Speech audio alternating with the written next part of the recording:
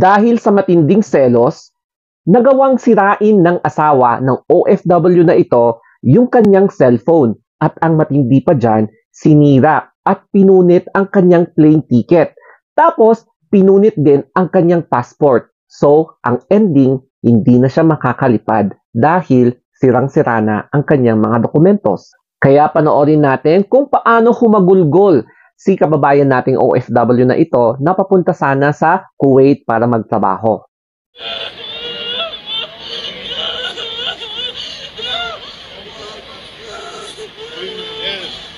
Tulog ka na lang sa kanila, madam.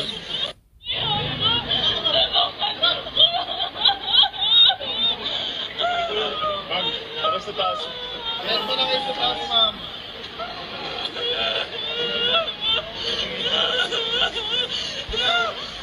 Basahin natin yung isang article, no? So, sabi dito, dahil sa selos, asawa ng OFW na pupunta sana sa Kuwait, pinunit ang kanyang passport tsaka ticket. Tapos, ang worst, binasag pa ang kanyang cellphone. So, ito yung kanyang article, no? Lalaki, inaresto sa NAIA matapos punitin ang passport ng asawang OFW. Inaresto ng PNP Aviation Security Group sa NAIA 1 ang isang mister na pumunit sa passport ng paalis na asawang OFW. Naabutan ng mga otoridad na umiiyak ang OFW na si Myren Detaro Onato, 31 years old, matapos na punitin ang kanyang passport ng kanyang asawang si Jonard Banate, 34 years old. Bukod dito, binasag din ng suspect ang cellphone ng OFW at pinunit din ang boarding pass nito. Nabatid na alauna sana ngayong hapon ang flight ni Onato patungong Kuwait para bumalik sa kanyang pinapasukan matapos na magbakasyon lamang sa Pilipinas. Ayon sa biktima, madalas siyang saktan ng kanyang asawa kapag nalalasing ito dahil daw sa selos. Tinulungan din ng mga otoridad ang OFW para makuha nito ang kanyang mga bagahe na nai-check-in na. Ang reaction ko sa senaryong ito is napakatinding perwisyo talaga. Ang sinapit ng OFW nang dahil lang sa matinding selos ay nawala na ang kanyang kabuhayan, no? Dahil nga pinunit na yung kanyang passport tapos yung kanyang plane ticket. Tapos ang worst, wala na siyang cellphone. So paano na niya makokontak ang kanyang mga bossing sa Kuwait na naghihintay sa kanya? So dahil dito, I think nagsampa talaga ng kaso itong asawa niya, and basing sa report, tinapos na niya ang kanyang relasyon sa kanyang selosong mister, no? So, makikita nyo dito yung parang sising-sisi, yung parang mukha ng pagsisisi ang mister na to, no? Kasi talagang winasak niya yung pangkabuhayan ng kanilang sanang pamilya.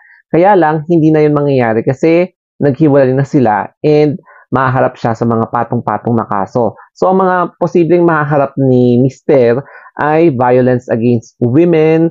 Tapos, ang isa pa dyan is yung pagpunit ng passport, yung dokumentos, no? Kasi pwede ka talaga makulong kapag sinira mo ang mga public documents. Tapos, grabe, no? Sinira din niya yung plane ticket. So, napakahirap talagang mag-file ng affidavit of loss, tapos yung replacement ng passport, tapos magre-revoke ka na naman ng ticket, another gastos na naman yan. Tapos, yung hassle na i-retrieve mo yung bagahe mo kasi nga, mukhang ang labas dyan is offloaded ka na kasi no appearance ka sa inyong mismong flight. Dapat talaga na hiwalayan ng biktima yung kanyang super seloso na asawa. Lalong-lalo na kapag ito ay nagiging habitual. One example is, ayon sa kwento nga ng biktima na madalas na naglalasing ang kanyang asawa, and kapag tuwing naglalasing siya, nagkakaroon ng cycle of abuse, no? So, there's a physical violence, emotional distress, mga ganon, mental na distress. So, yun yung mga dinudulot ng kanyang asawa. Imbis na magpasalamat sa kanyang asawang babae na nagtatrabaho sa abroad para maibigay yung kanilang kailangan, no? Such as basic needs. Yun nga lang, perwisyo yung dinudulot niya. And ito ang pinaka parang final na pagsisisihan niya, yung pagpunit niya ng passport, pagpunit ng plane ticket, and pagsira ng cellphone.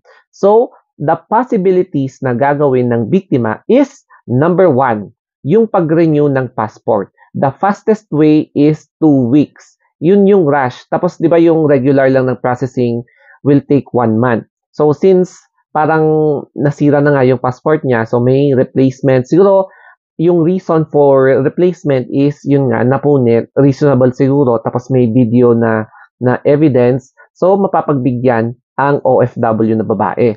And then, the second is rebooking of plane ticket. So, yung pag-rebook siguro, another gastos na naman yan.